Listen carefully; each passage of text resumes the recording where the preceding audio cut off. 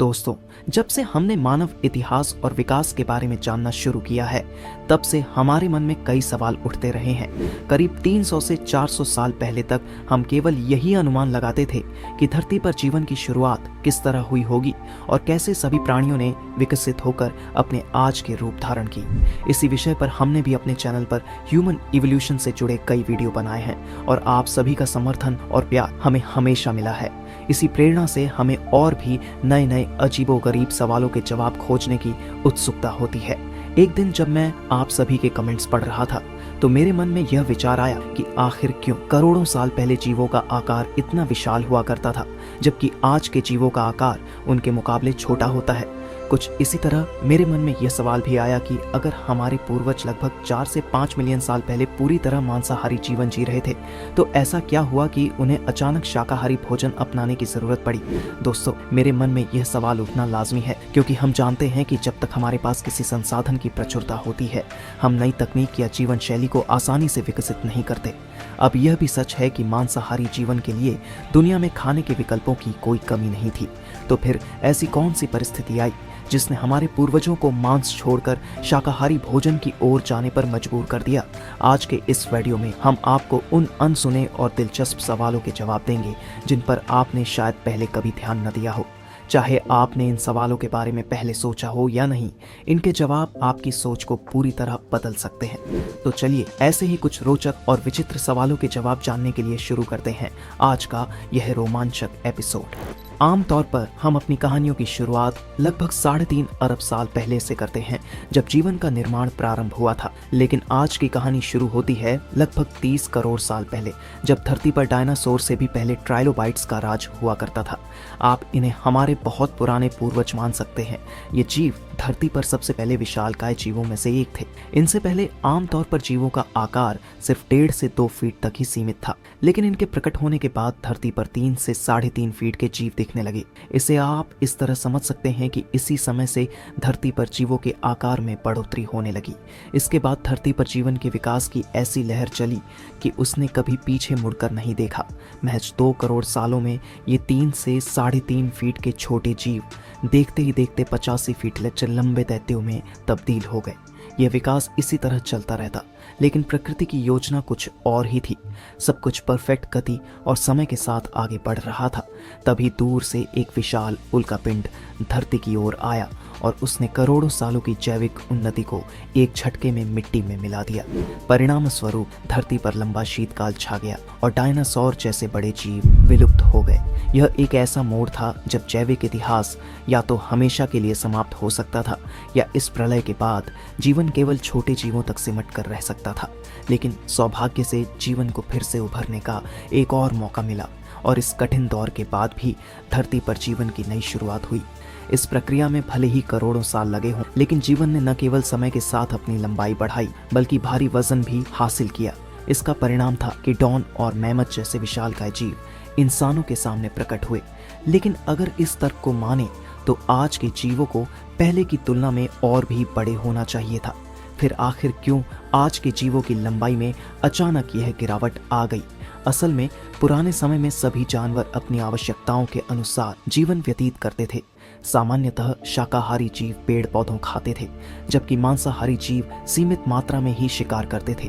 इसके अलावा उनकी रिप्रोडक्शन रेट भी बहुत तेज नहीं थी, जिससे उनकी शिकार करने की ज़रूरतें भी ज़्यादा नहीं बढ़ी। लेकिन यह संतुलन धीरे धीरे बदलने लगा जब करीब 1.5 मिलियन साल पहले धरती पर शुरुआती मानवों का आगमन हुआ। जब लगभग 15 लाख साल पहले हमारे पूर्वजों ने शिकार करने की क्षमता हासिल कर ली, तो उन्होंने इस काबिलियत के दम पर कई बड़े जानवरों का शिकार करना शुरू कर दिया। इसके पीछे 2 मुख्य कारण थे। पहला यह कि उनके पास उस समय ऐसी तकनीकें और हथियार उपलब्ध थे जिनकी मदद से वे आसानी से बड़े जानवरों का शिकार कर सकते थे। दूसरा कारण यह था कि बार बार छोटे जानवरों का शिकार करने की बजाय बड़े जानवरों को एक बार में मार देना ज़्यादा फायदेमंद था। इससे न केवल उनकी ऊर्जा बचती, बल्कि उन्हें अपने जीवन की अन्य गतिविधियों के लिए भी अधिक समय मिल जाता था। इंसानों के आने से पहले की स्थिति में अधिकांश जीव नियमित रूप से प्रजनन करते थे, जिससे धरती पर एक स्थिरता बनी रहती थी। लेकिन उन जानवरों की तुलना में इंसानों ने अपनी जनसंख्या को बहुत तेजी से बढ़ाया, जिसकी वजह से उनकी भोजन की खपत भी बढ़ने लगी। अब अधिक खपत का सीधा मतलब था कि भोजन की व्यवस्था भी उतनी ही बढ़ाई जाए, और उस समय भोजन का मुख्य स्रोत जानवरों का मांस ही हुआ करता था। इसी कारण जहां पहले एक व्यक्ति एक दिन में केवल एक जीव का शिकार करता था, धीरे धीरे उसे अपने परिवार का पेट भरने के लिए दिन में 2 से 3 बड़े जीवों का शिकार करना पड़ा। उस समय धरती पर ऐसे हजारों विशालकाय जीव मौजूद थे जिनका आकार आज के जानवरों से कहीं अधिक बड़ा था।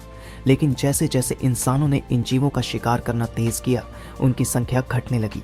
आखिरकार ऐसा समय भी आया जब इन बड़े जीवों की प्रजातियां धीरे धीरे विलुप्त होने लगीं। यही कारण है कि आज से लगभग 1.5 मिलियन साल पहले तक कई प्रजातियां तेजी से समाप्त हो गईं। दुर्भाग्यवश हमारे पूर्वजों के ही जरूरत से ज्यादा शिकार ने इन प्रजातियों को धरती से विलुप्त कर दिया। जब विशालकाय जानवरों की जनसंख्या घटने लगी, तो स्वाभाविक रूप से एक ऐसा समय आया जब इंसानों को पेड़ काटने और अन्य संसाधनों का सहारा लेना पड़ा होगा, और इसी दौरान उनके दैनिक पोषण में भी कमी आई। पोषण में आई इस कमी का असर केवल इंसानों पर ही नहीं बल्कि जानवरों पर भी हुआ। यही कारण था कि जो जानवर पहले विशालकाय हुआ करते थे, उनके आकार में धीरे धीरे कमी आई।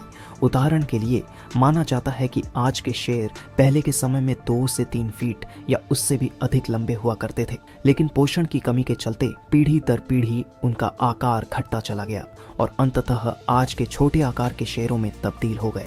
इंसानों को भी इस बदलाव का सामना करना पड़ा।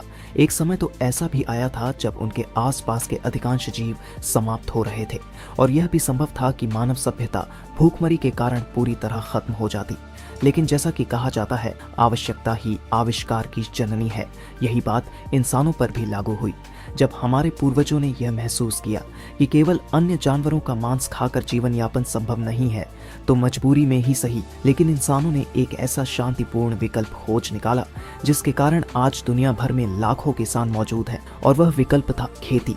जब हमारे पूर्वजों के पास खाने के संसाधन कम हो गए, तो उन्हें नए भोजन के स्रोत खोजने के सिवा कोई और रास्ता नहीं बचा। संभवतः उन्होंने शुरुआत में जंगलों में पहले से उग रहे फलों को खाना शुरू किया होगा, लेकिन जब उन्हें यह एहसास हुआ कि इन पौधों को एक स्थायी भोजन स्रोत के रूप में इस्तेमाल किया जा सकता है, तो उन्होंने इस अवसर का पूरा लाभ उठाया। यहीं से खेती की प्रथा की शुरुआत हुई और शाकाहारी जीवन जीने का सिलसिला चल पड़ा। धीरे धीरे अधिक से अधिक लोग मांस के बजाय खेती और शाकाहारी भोजन की ओर आकर्षित होने लगे।